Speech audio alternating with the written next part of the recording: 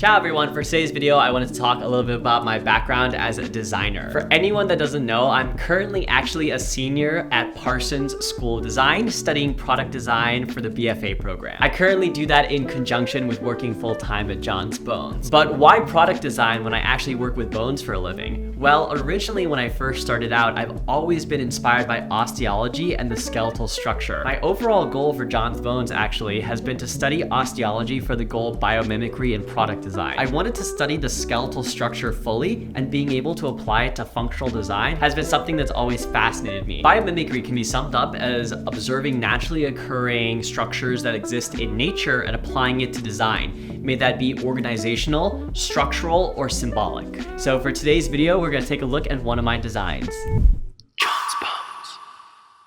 So for my final studio, this is actually a coat rack that I designed. So let's talk about it. Now, for the scope of the class, we were tasked with observing naturally occurring ad hoc solutions that happen all over New York City. Ad hoc can also be seen as needed, practically DIY solutions that occur everywhere and all over the world. This can be hanging solutions, the way that people close and open doors, or the way that people even hang their masks on their arms can be considered ad hoc. After doing the observations, the goal of the class was to take inspiration from this and then create a functional product that can be sold.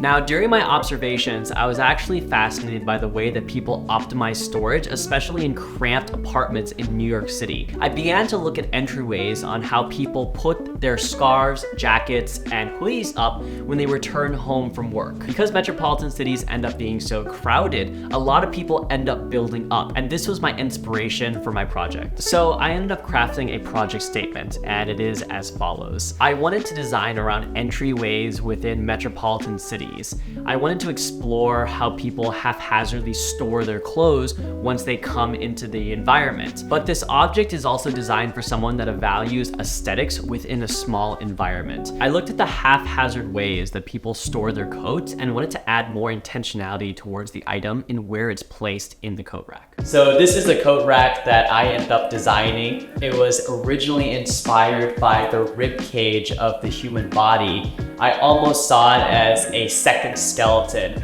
After a long, hard day, you take off your jacket, you take off your scarves, you take off your accessories, and it really just acts as a second skeleton that can hold your belongings until you're ready to go out into the world again. I really wanted to simplify the skeletal form of the body, taking primarily inspiration from the rib cage and creating these ascending ribs that can actually hold the object. I looked at Donald Norman's affordances on what do objects afford. This was actually a study done and written about and published within different design books about how the design of an object can have different affordances. So the way that you hang things on and the way that you naturally put things on this is open-ended, so anybody can do it universally however they want.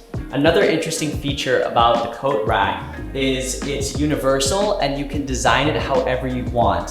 Now the ribs actually can move on a horizontal plane and you can move them however you want. So if you want to fan them out openly, you can put it like that. If you want to do it staggered or cross horizontal, this allows for so much versatility and customization for what the user needs. It could really be anything. However they want to use it, however you want to use it, it really can. So primarily drawing inspiration from the rib cage, this is what was created. I wanted the design of this coat rack to actually be versatile. You could put scarves, jackets, umbrellas, shoes, whatever you really need, the object can afford for you to put it on. Because it was designed in a way that allows for it to be universal, really any object can be folded or laid onto it. And I think that's what makes it so unique compared to conventional racks where you have to hook it on. When I was first designing it, I looked at a combination of vertebrae as well as rib cage. I experimented with different forms and functions in my ideation and my sketches. Once I finally got to the point where I was making it, I settled for around 4 to 5 different shapes. From here, I narrowed it down that this was the most visually pleasing and could actually afford the most objects. This coat rack is made out of the combination of metal and plywood. There's a threaded rod on the inside that holds the mechanics of the entire coat rack. and I decided to put ply in here. It just really reminded me of the rib cage in terms of the color and the shape of it. Charles and Ray Eames were famous designers during the 20th century, and they were made famous by their wood bending, commonly using plywood, and it's seen in a lot of their furniture.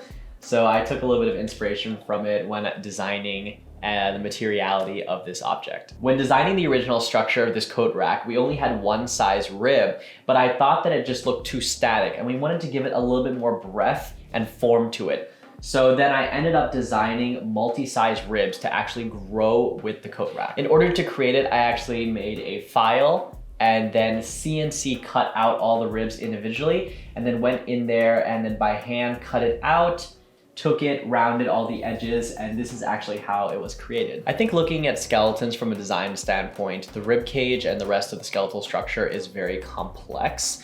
So I wanted to find a way to simplify the form of it in order to make something universal that everyone can enjoy. Now that we've talked about the inspiration of the coat rack, let's look at some of the ways that it can be used. The fact that the ribs are each individually able to move on a horizontal plane means that there are thousands of different combinations and ways to display the coat rack. Originally, it was designed for entryways in a metropolitan apartment, but really you can use it for anything. It could fit in the bedroom, it could fit in the hallway, and it can fit in the kitchen. It's really designed that the user can modify it in whatever way they want, and the way that the ribs are designed allows for various different items that can be used. I even found that books look amazing on it, as well as scarves, umbrellas, shoes, hats, really anything you want can fit on it. Well, there you have it, guys. Thank you so much for tuning in. If you enjoyed it, make sure to like and subscribe. I wanted to share a little bit more about my design practice in relation with JonsBones, and I hope you found this coat rack interesting. I plan to actually take it to market within the next year. Make sure to keep a close eye on our social media for future posts, because this is something that I plan to eventually be selling, and I hope you guys love it as much as I do. My goal with all of the skeletons behind me has always been for preservation.